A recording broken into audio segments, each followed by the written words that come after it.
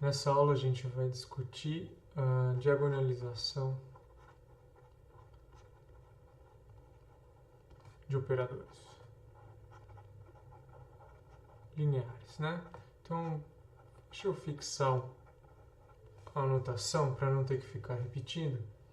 O que a gente vai considerar são transformações lineares de um espaço vetorial nele mesmo, né? Então, V aqui é um espaço vetorial, T é uma transformação linear. Como é de um espaço nele mesmo, a gente chama de operador linear. Então, T é uma transformação linear.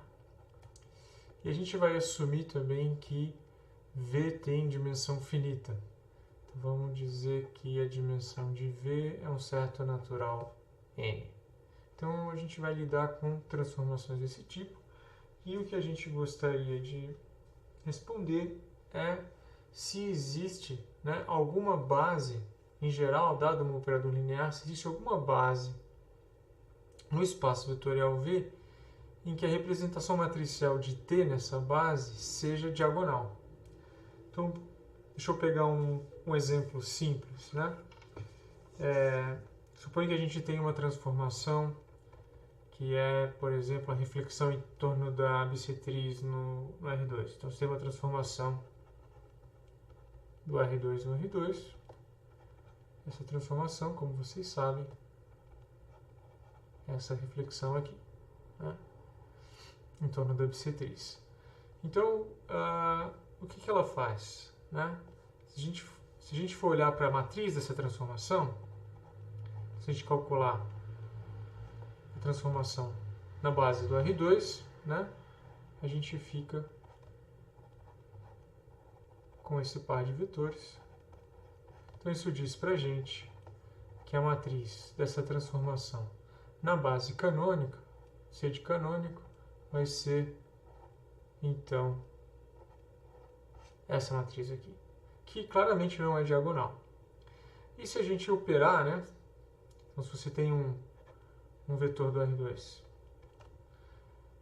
de coordenadas x e y, ou seja, na base canônica tem essas coordenadas, se você calcular t nesse vetor, né, por essa relação, a gente sabe o que isso dá, né? Isso é t calculado em xy, que é o vetor cujas coordenadas é yx. A gente poderia, de maneira equivalente, né, ter calculado isso usando a representação matricial e colocando aí as coordenadas do vetor v numa matriz coluna, e a gente ficaria com a mesma expressão, né?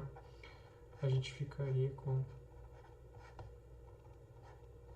com essa expressão aqui, certo?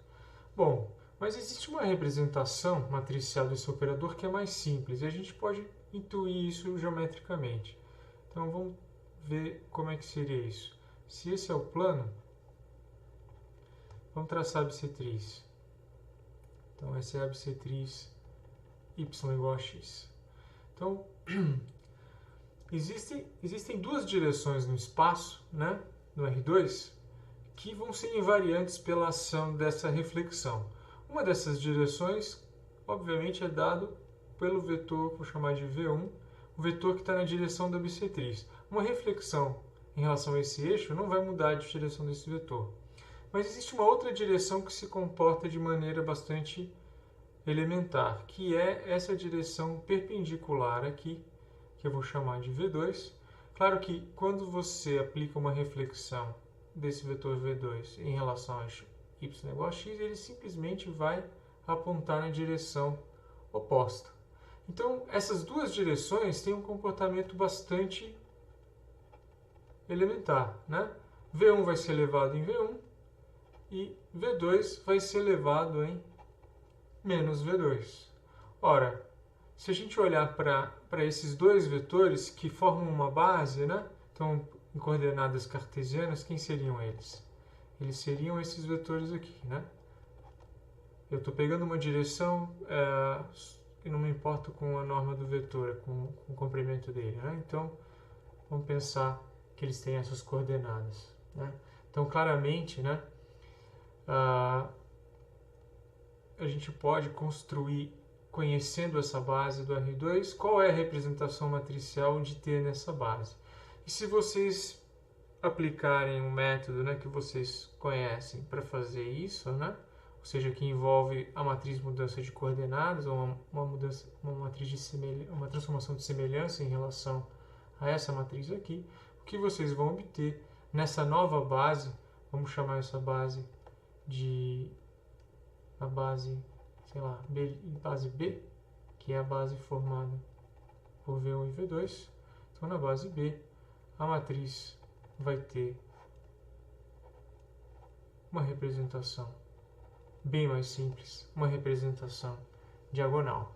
Então, ainda nesse desenho, imagina que a gente vai pegar um vetor, por exemplo, que está no espaço, aqui no R2, o vetor V. Ora, qual é a representação em coordenadas na base B? Ele vai ter uma certa direção, né, ao longo de V1, e ele vai ter uma certa direção, uma projeção na direção de V2. Então esse V, né, a gente poderia escrever assim: V vai ser alguma coisa na direção de V1 mais alguma coisa na direção de V2, já que V e V2 formam uma base. Mas está claro, né, que a representação de V na base B é bem simples, né, vai ser essa daqui. E aí eu posso calcular imediatamente, né, qual que é a imagem de V pela transformação T na base B.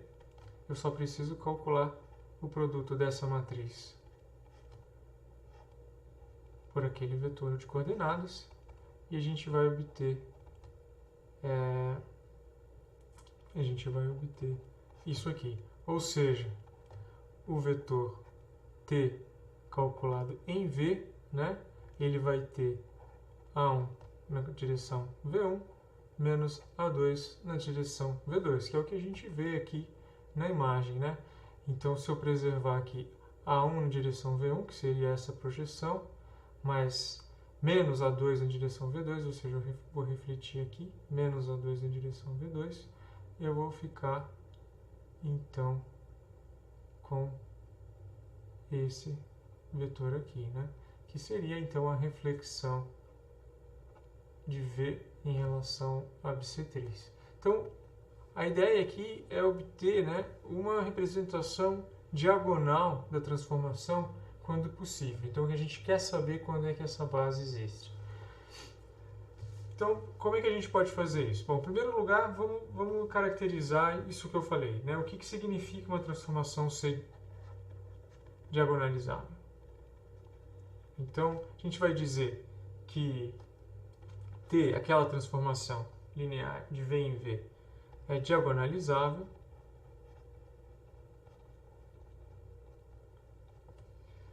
se existe, né?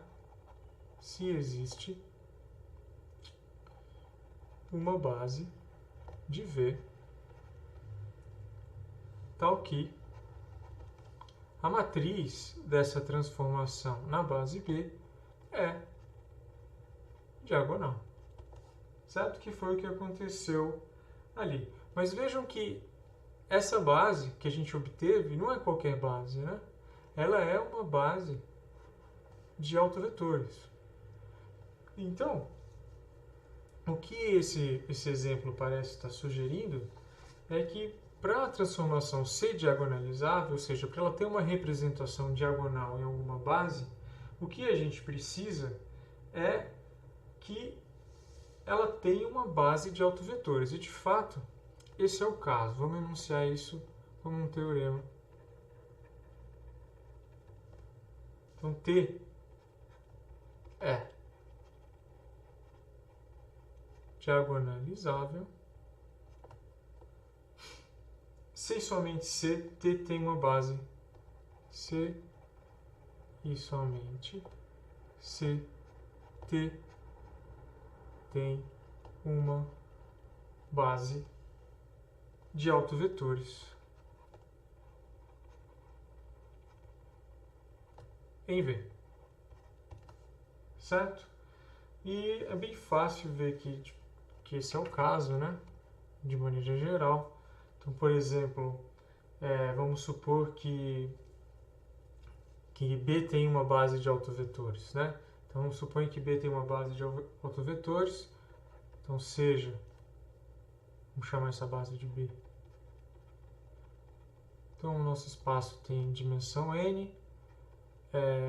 Se isso é uma base de V, tem que ter n vetores, é um conjunto Li, mas a gente supõe que é uma base de autovetores. Ela é formada por autovetores, né? Autovetores de T. O que quer dizer isso? Isso quer dizer que se você calcular T em qualquer um deles, você vai ter um múltiplo desse mesmo vetor, certo? E esses lambdas I aqui são os autovalores, e eles não precisam ser todos distintos. Pode acontecer de algum lambda I seja igual a algum lambda J para I diferente de J, né? Para algum IJ, né? Então pode ser que alguns deles sejam repetidos, não importa. O que é importante é que você consegue construir uma base para o espaço vetorial V usando autovetores de T. Bom, supõe que isso seja verdade, né? Então a gente está supondo a hipótese aqui. T tem uma base de autovetores em V. Então o que isso quer dizer, né? Supõe que, se você fosse calcular, né? Se você fosse calcular a representação de T nessa base, o que você teria que fazer? Bom, você teria que calcular T em cada um deles, né? Por exemplo, no primeiro, e aí você já sabe quanto isso dá, né? Então, se você quer saber qual é o vetor em coordenadas nessa base B, isso é simplesmente esse vetor aqui, certo? Porque T em V1 é lambda 1 V1. Então, esse é o vetor de coordenadas. Da mesma maneira, análoga, você vai obter para o segundo. E assim por diante, né? Até que você calcule a transformação no último vetor na base B. E isso vai ser tudo zero, com exceção do último elemento, que é lambda n. Então, você tem aí as colunas da matriz. Então, a matriz de T nessa base B é formada. Né? Então, aqui é lambda 1, lambda 2, etc. na diagonal. Então, ela é uma matriz diagonal, certo? Que a gente pode escrever de maneira abreviada assim. Diagonal, lambda 1, lambda 2, lambda n. Então, o que a gente viu é o seguinte. Se B é uma base de autovetores, a matriz de T nessa base é diagonal, né? Como a gente viu naquele exemplo mais elementar. Mas a recíproca aí também é verdadeira, né? Se T for diagonalizável, então suponha que T é diagonalizável. Quer dizer, agora por outro lado, né? Vamos pensar que B formado por esses n vetores aqui, né? É uma base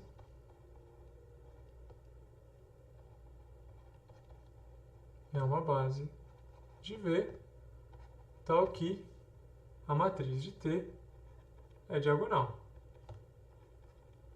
Então é alguma matriz diagonal. Esses n números reais aí não precisam ser distintos. E o que está dizendo, essa afirmação diz simplesmente que T é diagonalizável. Esse é o sentido de dizer que T é diagonalizável. Muito bem. Aí o que a gente quer ver é se T é diagonalizável, se tem uma base onde ele é diagonal, então a gente consegue ver que esses vetores aqui de fato são autovetores, né? Isso é bem simples de ver, né? Pela definição mesmo. Se você calcular, por exemplo, vamos pegar T calculado no vetor VI, na base B, certo?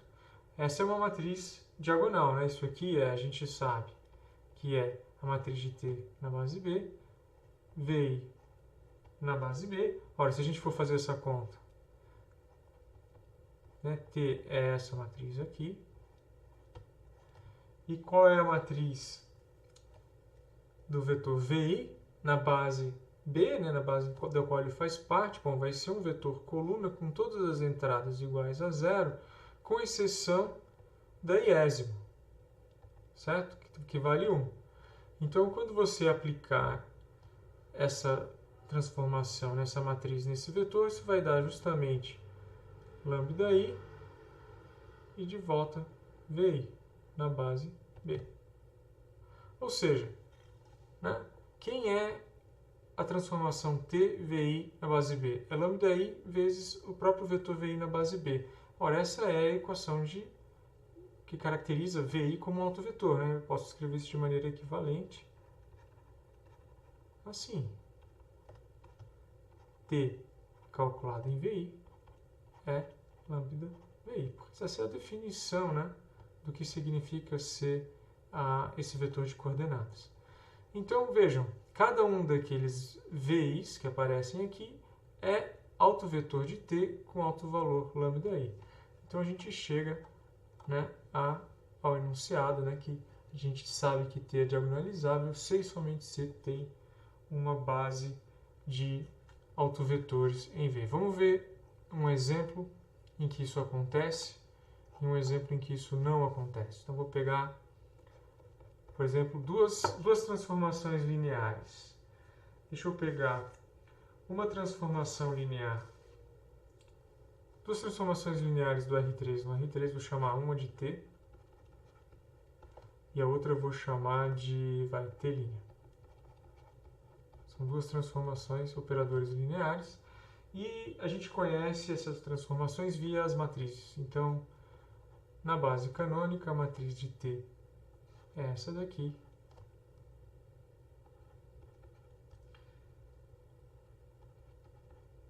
E a matriz de T' é essa daqui.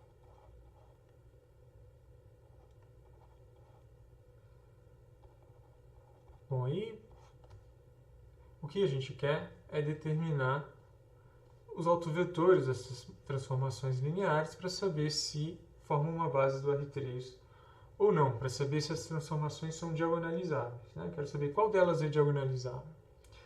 Bom, o que eu vou fazer? Preciso calcular os autovetores e os autovalores. Então, o primeiro passo, né, do algoritmo é, bom, a gente escolheu uma base para representar essa transformação, ela já foi dada, né? A transformação foi dada numa base.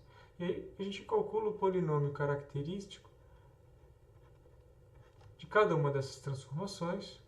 Então a gente pode escrever isso assim. Por exemplo, para a transformação T, esse polinômio característico.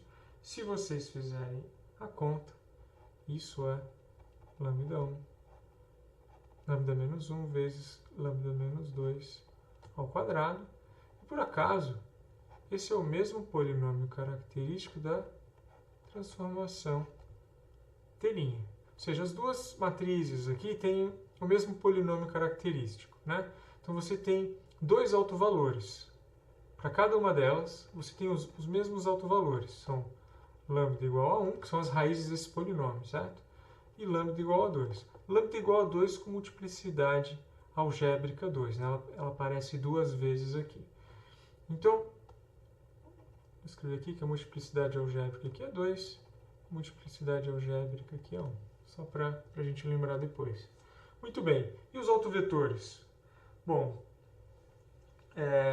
eu tenho que resolver um sistema linear homogêneo, né, para cada uma delas, para determinar esses autovetores, mas vamos resumir. Já calculei isso. Para a transformação T, eu conheço o autoespaço associado ao autovalor 2, ele é um subespaço vetorial do R3 que é gerado por esses vetores aqui. Então, esses dois vetores, né, são uma base para esse espaço vetorial, o espaço dos autovetores associados ao autovalor 2. E eu tenho, para o autovalor 1, o seguinte espaço vetorial são todos os múltiplos desse camarada aqui. Então isso diz para mim o seguinte: se eu juntar esses três, eu formo uma base, não formo? Então se eu pegar esse conjunto aqui, que contém os três vetores,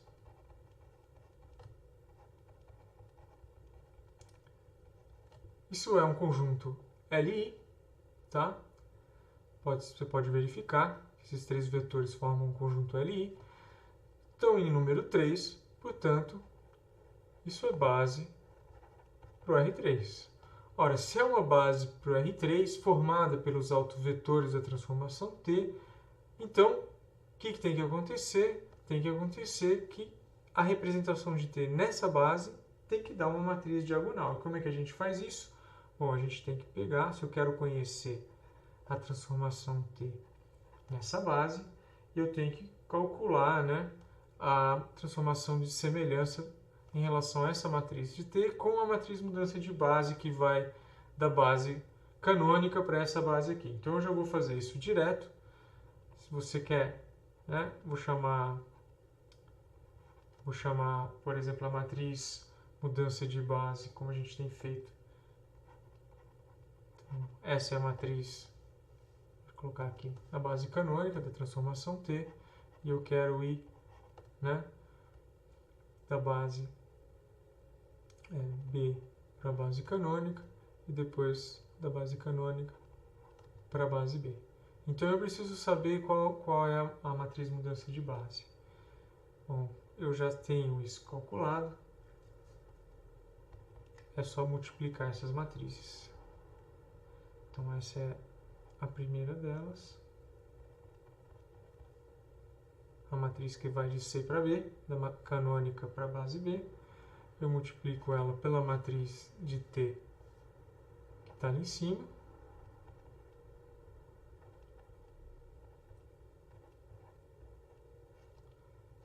E pela matriz mudança de base de B para a base canônica, que aí é só colocar esses vetores aqui nas colunas, né? Bom, curiosamente, se você fizer essa multiplicação, o que você vai obter? Você vai obter uma matriz diagonal e na diagonal vão aparecer os autovalores da matriz de T, né? Só que em que ordem? Como a gente pegou, olha, quando a gente calcula uma representação de uma transformação numa base, a base é ordenada. Então essa ordem aqui é importante. E a gente começou com dois vetores que estão no espaço vetorial correspondente ao autovalor 2. Então, os primeiros dois elementos da diagonal vão ser 2 e 2. E o terceiro corresponde a esse aqui, que é base para o autoespaço do autovalor 1. Então, a gente fica com essa matriz diagonal, se vocês fizerem a conta. Deixa eu só ajeitar. Então, ficou uma matriz diagonal. E quanto a outra transformação? Ora, vamos pensar agora na transformação T'. O que acontece para a transformação T'? Para a transformação T', você tem os mesmos autovalores. Mas se você calcular os autovetores, o que vai acontecer? Nesse caso, o autoespaço correspondendo ao autovalor 1 continua sendo unidimensional. Ele vai ser gerado por esse vetor aqui. Mas o autoespaço correspondendo ao autovetor, o autovalor 2, já não é mais bidimensional. Ele só tem um elemento na base, que é, por exemplo, esse cara aqui. Pode ser uma base. Então também é unidimensional. Vocês veem que, embora esse conjunto aqui, formado por esses dois vetores, né, da base de cada um dos autoespaços, seja um conjunto ali, ele só tem dois elementos, portanto ele não é base do R3, portanto T' não é diagonalizável.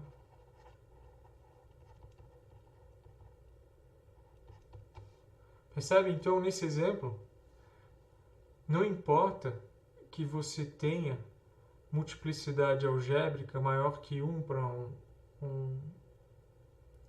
um alto valor, contanto que você tenha a mesma multiplicidade geométrica. Vejam, aqui a dimensão desse subespaço é 2 e casa com a multiplicidade algébrica desse alto valor. Mas a mesma coisa não acontece no exemplo de baixo. Que no exemplo de baixo, a multiplicidade algébrica do alto valor lambda 2, lambda igual a 2, também é 2.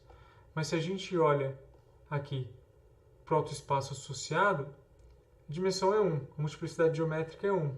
Ou seja, ela é, em geral, inferior à multiplicidade algébrica, mas se for diferente, você cai nesse problema de não conseguir formar uma base de autovetores para o espaço vetorial. Então, esse é a principal coisa que a gente precisa observar, que eu vou enunciar mais para frente, como um teorema. Mas existe uma maneira mais, em alguns casos, mais simples de determinar se uma determinada transformação linear é diagonalizável ou não, tá? Então a gente pode lançar a mão do seguinte resultado que eu vou deixar como exercício. Então, diz o seguinte, esse teorema. Autovetores associados a autovalores distintos,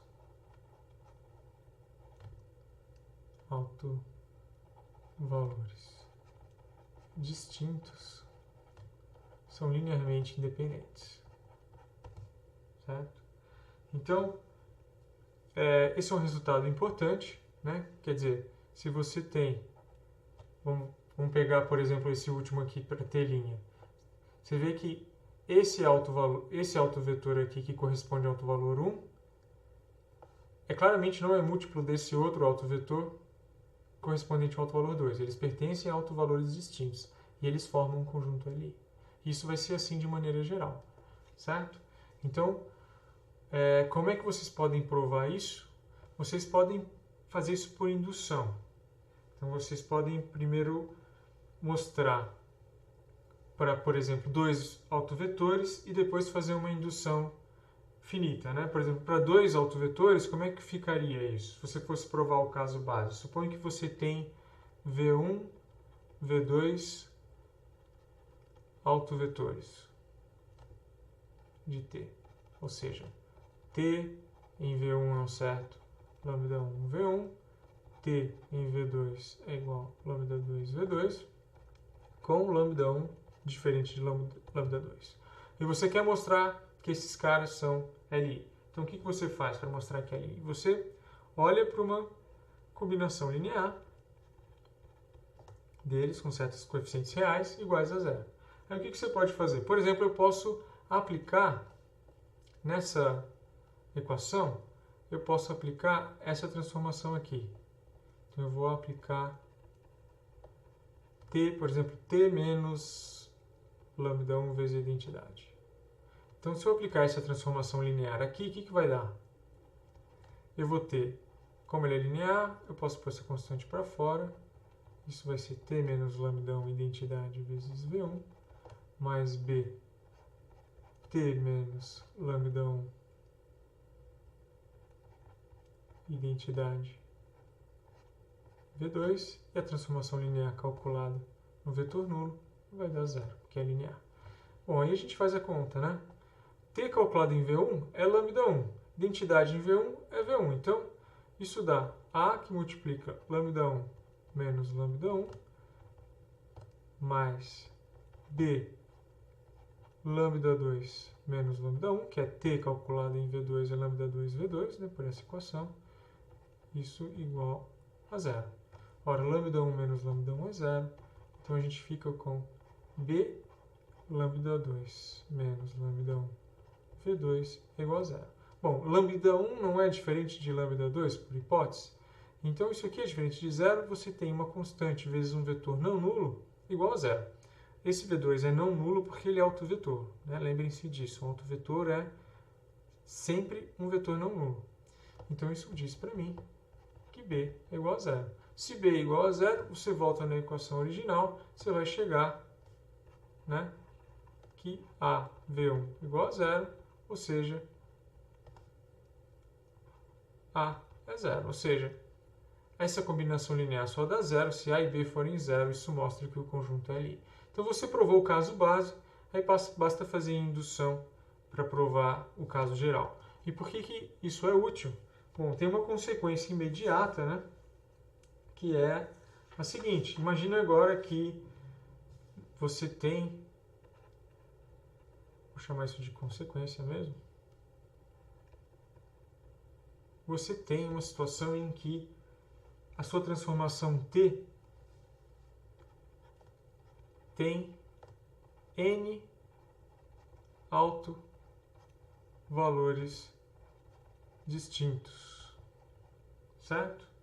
Então, se T tem N autovalores distintos, o que acontece? Né? Se ela tem N autovalores distintos, então se você pegar um autovetor associado a cada um desses autovalores, o conjunto desses autovetores vai ser linearmente independente. Como você tem N deles, que é a dimensão do espaço, você vai ter uma base para esse espaço formado pelos autovetores de T. Daí você tem que T é diagonalizável.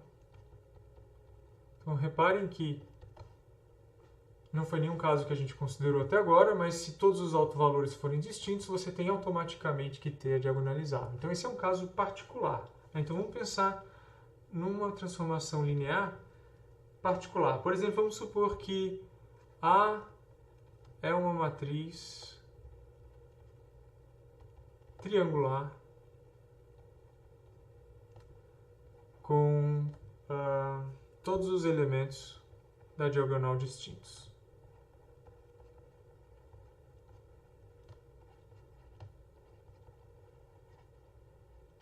Então A é triangular.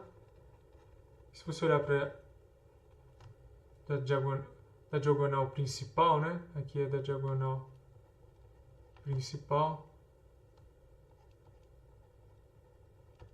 Distintos. Então, A é diagonalizável. Quer dizer, existe uma matriz inversível, né? Que, por semelhança, leva a uma matriz diagonal. Então, vejam, como é que isso funciona? É só propriedades de matrizes triangulares. Vou pegar um caso particular para exemplificar. Imagina que A é uma matriz assim. Sei lá, pode ser 1, 0, 2, 3, alguma coisa. Vou pegar só elementos diferentes aqui. Então, é uma matriz triangular superior, né? Como vocês estão vendo. E se a gente olhar para a diagonal principal, né? Os elementos são todos diferentes, né? Ora, qual é o determinante, ou qual é o polinômio característico dessa matriz? Se a gente for calcular esse determinante, né, vai continuar sendo o determinante de uma matriz triangular superior, e o determinante de uma matriz triangular superior vai ser o produto dos termos que estão na diagonal principal. Então, isso vai ser simplesmente lambda menos 1, lambda menos menos 1, lambda menos 2, lambda menos 3. Isso diz para mim, né, que o polinômio característico dessa matriz contém todos esses autovalores, todos distintos entre si. Significa, né, que existe uma base de autovetores para essa matriz. Né? Se você colocar esses vetores nas colunas de uma matriz, você obtém uma relação que é uma mudança de base, né? Que leva a matriz A, SP é uma mudança de base, que leva a matriz A numa matriz diagonal, né? D é a matriz diagonal, por exemplo, com a diagonal dada pelos autovalores. Como você calcula P? Ora, você precisa calcular os autovetores da matriz A e usar esses autovetores como uma base, né, para representar a matriz A. E você vai obter, então, de fato, você vai estar calculando essa, como vocês sabem, vocês vão estar calculando essa transformação de semelhança no fundo, né? E obter a diagonal, a matriz como uma matriz diagonal, dessa forma. Então, esse é um caso particular, né? Se você se deparar aí com uma transformação linear que tem todos os autovalores distintos, vocês sabem de cara que é uma transformação diagonalizável. Muito bem, então para encerrar, vamos ver uma condição, outra condição necessária e suficiente, né, para uma transformação T ser diagonalizável. A gente já viu que ser diagonalizável é ter base de autovetores. Então, em outras palavras, quando é que a gente sabe se uma transformação T é diagonalizável? Porque ela pode não ter todos os autovalores distintos, né, e ainda assim, né, ser diagonalizável, como foi o primeiro exemplo aqui, né? Essa transformação aqui, ela não tem todos os autovalores distintos, né, porque você tem multiplicidade algébrica maior do que 1 aqui, então você tem dois autovalores iguais a 2. Então, mesmo assim, né, você conclui, né, que ela é diagonalizável. Então, qual é a situação geral? Como é que a gente caracteriza a situação geral? Então, é a seguinte. A gente sabe que T é diagonalizável, se e somente se, aconteceu o seguinte. Primeiro, o polinômio característico, né, da transformação T tem todas as suas raízes em R. A gente está lidando só com transformações sobre espaços vetorais sobre os reais, né? Então, o polinômio característico de T tem todas suas raízes em R. E a situação 2, que tem que valer, é que a multiplicidade, né, a multiplicidade algébrica de cada autovalor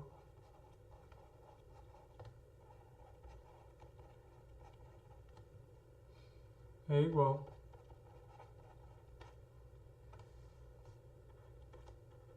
à sua multiplicidade geométrica. Ou seja, a multiplicidade algébrica tem que casar, né, com a dimensão do autoespaço correspondente.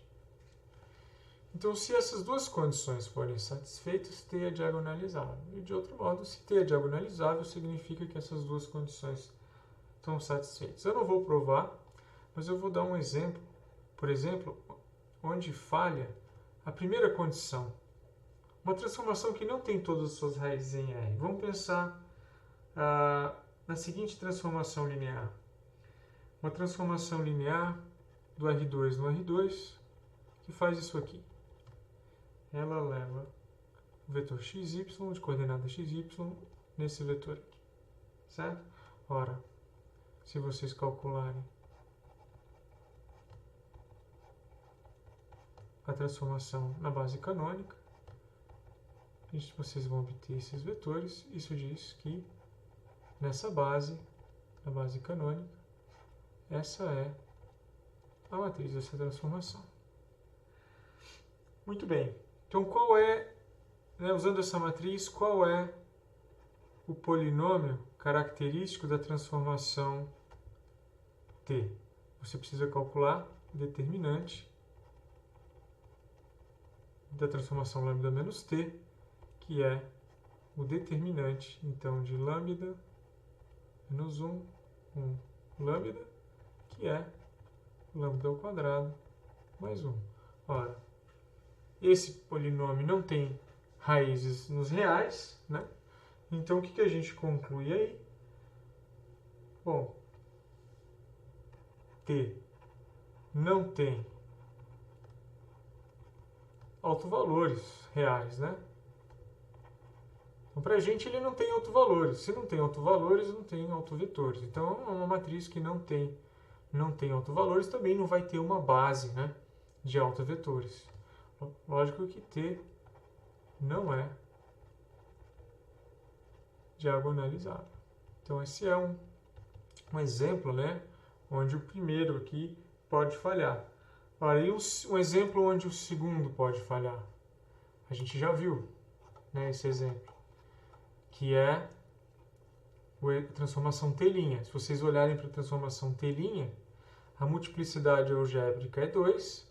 Bom, primeiro que o polinômio característico, né, tem as raízes aqui. Esse é o polinômio característico, as raízes dele são reais, né? 1 e 2.